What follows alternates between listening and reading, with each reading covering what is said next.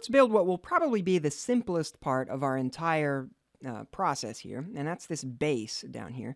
Most likely this base would be cast and then machined in some way. It would be cast as a big heavy block that's close to the right shape, and then you'd turn it on a lathe to turn it down to exactly the right shape and finish that you want. At least that's what I'm envisioning in my head.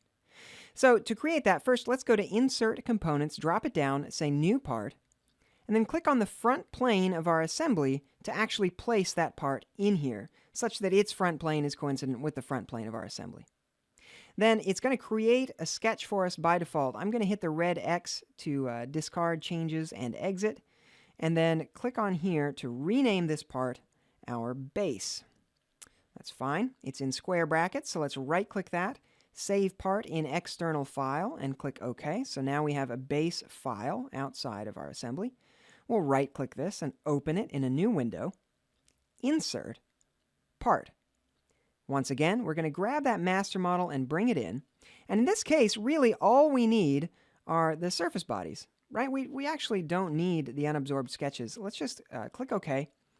And we're left with a very clean viewport. All we have are surfaces. Let's expand our surface bodies here and just grab these two surface bodies that we don't need and go ahead and hit that Delete key to create a Delete Body feature and hit OK. So we're left with just the two surfaces that we need. And let's go to our Surfaces, Trim Surface, and under Mutual Mode, let's clear that out. Click one surface, then the other. Make sure that Keep Selections is selected, and then head down to the next box and click on the two pieces that we want to keep. We'll hit OK, and we've now trimmed this down, which looks pretty darn good.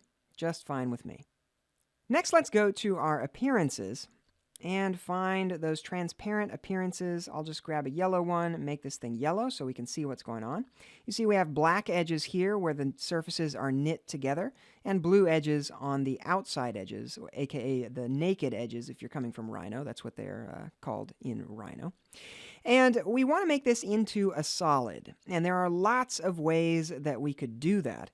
And there's a way that I favor, and that people always ask me why I favor it. Well, let's go to the right plane and create a sketch and demonstrate the way that I like to do this in general, if I have parts that are in draft, which in this case I do.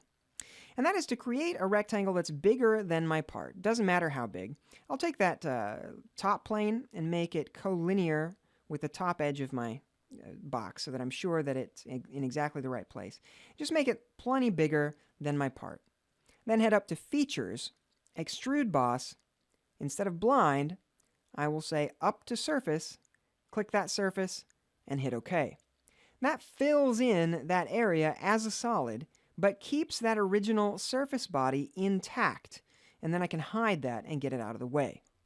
Now, there are lots of advantages to working in this way. One of them is that I'm certain to be working in draft, and if I make any mistakes with my draft, I put any undercuts without thinking, this will catch me and keep me from making that mistake.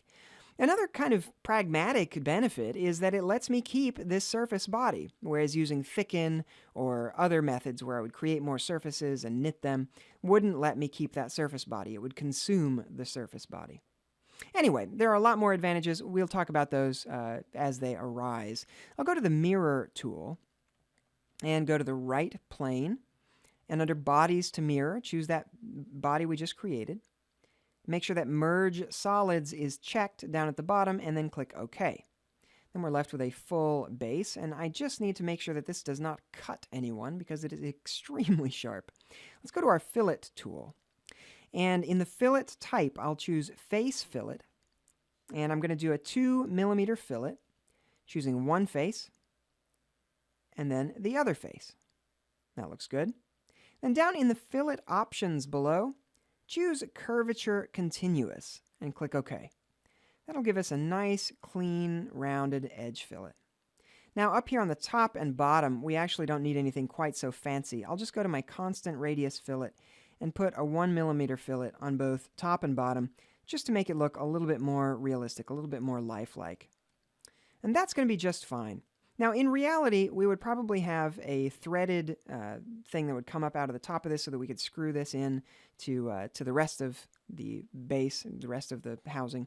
But you know, in this case, let's just leave it for now. We can add that kind of mechanical detail later on if we want to. We'll close this up, head back to our assembly, and let's start working on the rest of this thing.